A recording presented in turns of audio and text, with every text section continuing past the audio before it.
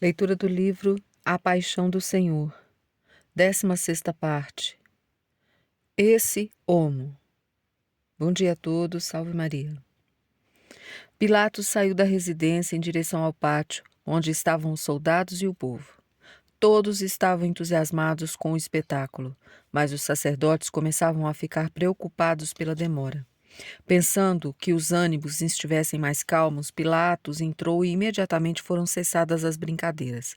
Cada soldado foi para o seu posto, ficando somente o governador e Jesus, diante do povo. Ao vê-lo tão maltratado, sentiu pena e pensou que as pessoas também sentiriam compaixão. Os dois entraram no pretório e subiram ao pórtico, que ficava no alto da praça onde todos poderiam ver melhor. O Senhor foi apresentado ao público todo machucado, sangrando, pálido, com o manto sujo e a coroa de espinhos. Quase não podia ficar em pé, de tão debilitado. Bastava olhá-lo ao lado de Pilatos para que o coração mais duro se comovesse de piedade. Todos ficaram em silêncio diante da cena. Pilatos, em alta voz, disse: "Eu o trago aqui fora para que saibam que não encontrei nele nenhum crime. Como me pressionaram, concedi que o castigassem, mas agora vocês devem conceder-lhe a liberdade." Voltou a olhá-lo e indicou com a mão: "Eis o homem." Está registrado em São João, capítulo 19, versículo 5. Queria que tivessem piedade, pois não tinha mais condição daquele homem querer ser rei. Covarde, pela terceira vez indica que não há culpa alguma, apesar disso entrega a flagelação e pensa que assim o povo vai ter piedade.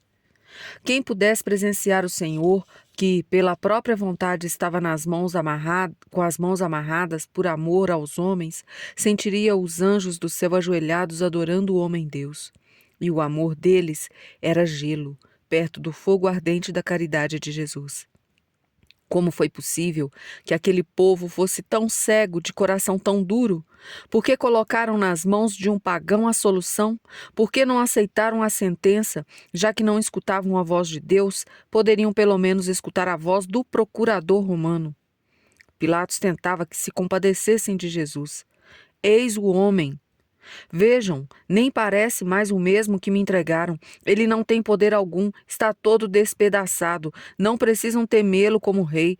Como está, nunca mais voltará a falar do reino. Não é justo. O que mais querem? Nem a autoridade de Pilatos e a presença de Jesus, todo ensanguentado, valeram alguma coisa. Os pontífices continuavam a envenenar o povo com a inveja e o ódio. Ao escutarem o que Pilatos pretendia, esqueceram-se de seus ofícios e, sem compostura alguma, começaram a gritar: "Crucifica-o! Crucifica-o!" O governador ficou estupefado. Não teria arriscado sua autoridade se não tivesse certeza que suas palavras e o estado deplorável de Jesus não conseguiriam seu intento. Percebendo que não teria êxito perante a obstinação e a dureza dos sacerdotes, exaltado perdeu a prudência e gritou: Tomai-o vós e crucificai-o, pois eu não acho nele culpa alguma." Está registrado em São João, capítulo 19, versículo 6. Pensam que eu irei me convencer aos gritos? Que serei instrumento de ódio de vocês? Eu sou juiz e não quero ser autor de uma injustiça. Não costumo castigar inocentes. Flagelei pensando que isso traria um pouco de humanidade. Não vou crucificar ninguém sem motivo. Crucifiquem vocês mesmos. Não serei culpado de nenhuma injustiça. Os sacerdotes entenderam a mensagem. Magoados com os dizeres do governador, atacaram com uma nova acusação tentando confundi-lo. Nós temos uma lei, e segundo essa lei, ele deve morrer porque se declarou filho de Deus. Você, Pilatos, afirmou várias vezes que este homem é inocente e manda que nós o crucifiquemos, como se fôssemos pessoas sem lei e sem Deus. Para vocês, que acreditam em vários deuses, talvez não seja nenhum absurdo que esses deuses tenham filhos e façam deles homens. Mas, conforme a nossa santa lei, existe somente um único e verdadeiro Deus, e este homem merece a morte pela blasfêmia de se proclamar filho de Deus. Os judeus estavam cegos, gabavam-se de ter se recebido a lei de Deus e de que eram fiéis observantes. Não entravam no pretório para não se contaminarem. O Senhor já os havia repreendido uma vez. Ai de vós, escribas e fariseus hipócritas! Pagais o dízimo da hortelã, do endro, do cominho e desprezais os preceitos mais importantes da lei: a justiça, a misericórdia, a fidelidade. Está registrado em São Mateus, capítulo 23, versículo 23. O governador teve misericórdia, mas os sacerdotes não tiveram. A justiça estava tão longe que mudaram a acusação e cometeram toda espécie de atropelos para conseguirem o que queriam. Primeiro acusaram de que se fazia de rei em oposição a César e impedia que se pagassem os impostos. Depois, que era filho de Deus, acusação que Pilatos não entendia, mas o preocupava mais. Para confundir mais o caso, citaram uma lei que o governador não conhecia e nem tinha obrigação de conhecer. Quem blasfemar o nome do Senhor será punido de morte. Toda a assembleia o apedrejará. Está em Levíticos 24, versículo 16. Esta deve ser a passagem que alegavam para punir Jesus. Consideravam uma blasfêmia que Jesus dissesse que era Deus ou Filho de Deus. Numa ocasião, os judeus pegaram pela segunda vez em pedras para o apedrejar. Disse-lhes Jesus: Tenho-vos mostrado muitas coisas boas da parte de meu Pai. Por qual destas obras me apedrejais? Os judeus responderam: Não é por causa de alguma obra boa que te queremos apedrejar, mas por uma blasfêmia, porque sendo homem te fazes Deus. Se a lei diz que devem apedrejar um blasfemo, por que querem crucificar? Portanto, não cumprem a lei. Entregaram um blasfemador na mão de um gentio e pedem que o crucifiquem. Que, se não é permitido dar a pena, como é possível que seja lícito pedi-la?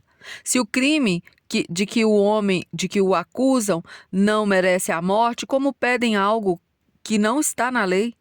Como podem pedir que o crucifiquem pela lei romana se nela não existe nenhuma cláusula que se condene por blasfêmia? Tudo isso demonstra a cegueira, o ódio, a inveja, a injustiça e a soberba dos judeus. Caifás, sem conhecer plenamente a verdade, disse que era melhor que um homem morresse do que toda a nação. Igualmente disse uma grande verdade: os judeus receberam a lei de Deus. Estava escrito na lei que Jesus era filho de Deus, que era necessário que morresse e como iria morrer. Inclusive, o Senhor tomou da lei uma comparação para mostrar o gênero de sua morte. Como Moisés levantou a serpente no deserto, para que os que a olhassem para ela ficassem curados, assim convinha que o Filho de Deus fosse levantado na cruz e todos que olhassem com fé e amor fossem salvos, pois estavam mortos pela mordida do pecado. Quando Pilatos disse: Olhai, eis aqui o homem, não foi em vão. Muitos judeus que estavam presentes depois de o olharem com tanto amor, percebendo os próprios pecados, foram curados e agora estão açoitados, coroados de espinhos e crucificados junto do coração de Jesus. Necessitamos todos olhar para este homem, a quem tantos reis, profetas e patriarcas desejaram ver e não viram. Devemos escutar suas palavras, pois é mestre. Precisamos imitar sua vida e seguir seus passos, porque não há outro caminho.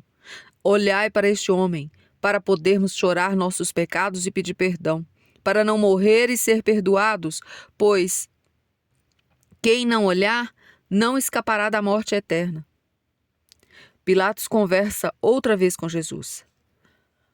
Mais numerosos que os cabelos de minha cabeça, os que me detestam sem razão. Está registrado em Salmos 68, versículo 5. Os sacerdotes e o povo odiavam o Senhor sem motivo. Por isso, quando Pilatos disse para o olharem, ao invés de ter piedade, chamaram-no de blasfemo e pediram a crucifixão. Os sacerdotes, até aquele momento, tinham omitido a acusação de filho de Deus. Apenas usaram os argumentos de que queria ser rei, que era contra César. Pensaram que a acusação de ser contra Roma teria mais força com um gentio. Certamente Pilatos levou com seriedade a denúncia de que Jesus era contra César. Mesmo tendo comprovado que tudo era por inveja e ódio, apenas a citação do nome do imperador o obrigava a ter muito cuidado. Não podia condenar injustamente, mas Absolvendo os sacerdotes, poderiam acusá-lo de dar liberdade a um inimigo do império. Preocupado diante da situação, decidiu eximir-se.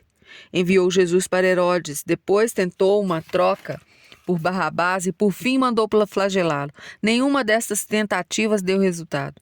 Como Pilatos continuava indeciso e cheio de dúvidas, apresentaram uma nova acusação: fazer-se filho de Deus. Ficou mais confuso ainda, pois tinha ouvido falar maravilhas sobre Jesus, ouviu do próprio Senhor que seu reino não era deste mundo, presenciou pessoalmente o silêncio e a prudência nas respostas. Como gentio, estava predisposto a acreditar que Jesus era filho de Deus. Acostumado no mundo pagão, tinha ouvido falar de filhos de deuses, cuja mãe era mortal e o pai um deus do Olimpo. Os relatos das heróicas façanhas de Jesus tornavam muito aceitável que realmente fosse filho de um Deus, mesmo sendo mortal. Começava a achar um erro ter açoitado um filho de Deus. Não sabia mais o que fazer. Poderia estar absolvendo um blasfemo ou condenando um filho de um Deus. De qualquer maneira, temia o castigo que viria do céu.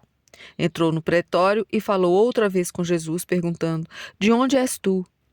Não perguntava de sua terra, pois sabia que era galileu, mas da origem, da natureza.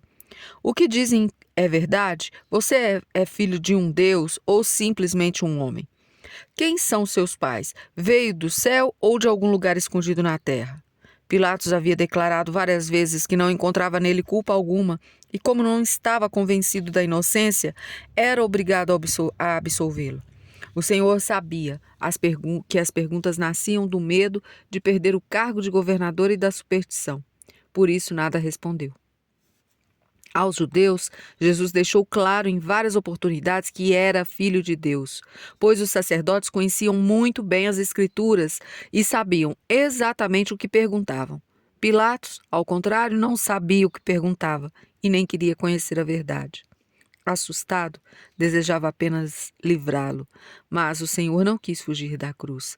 Todos os envolvidos sabiam o necessário, de modo que não tinham motivos ou justificativas para a condenação. Pilatos estava disposto a livrar Jesus da morte e ficou surpreendido que ele nada respondesse em sua defesa. O silêncio, para um pagão sem fé e supersticioso, fazia aumentar a crença da divindade do réu. Querendo mostrar que estava preocupado, Pilatos então disse: tu não me respondes? Não sabes que tenho poder para te soltar e para te crucificar? Está registrado em São João, capítulo 19, versículo 10. Assim, se condenava, pois confessou que tinha o poder e de nada valeria depois lavar as mãos e lançar a culpa apenas nos judeus. Velho perverso, eis que agora aparecem os pecados que cometeste outrora em julgamentos injustos, condenando os inocentes, absolvendo os culpados. No entanto, é Deus quem diz: não farás morrer o inocente e o íntegro.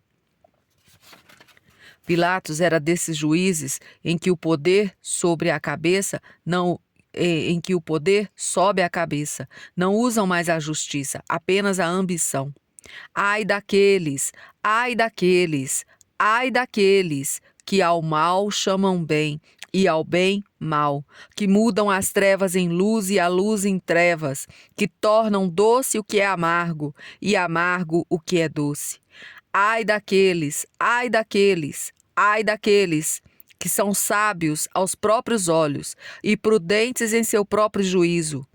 Ai daqueles, ai daqueles, ai daqueles que põem sua bravura em beber vinho e sua coragem em misturar licores, daqueles que por uma dádiva absolvem o culpado e negam justiça àquele que tem o direito ao seu lado. Está registrado em Isaías, capítulo 5, versículo 20 a 23. O Senhor não permaneceu mais calado, pois sabia que o abuso é uma injustiça contra a sociedade e não agrada a Deus. Jesus, juiz dos vivos e dos mortos, que veio para dar testemunho da verdade, disse ao governador: não terias poder algum sobre mim, se de cima não te fora dado. Por isso, quem me entregou a ti tem pecado maior. Acabava com a soberba de Pilatos, que não tinha poder legítimo em condenar um inocente. Mostrava que a hora das trevas vinha da permissão de Deus e depois teria que prestar contas por ter usado com perversidade o poder concedido. Terminamos hoje assim mais uma parte. A todos, salve Maria.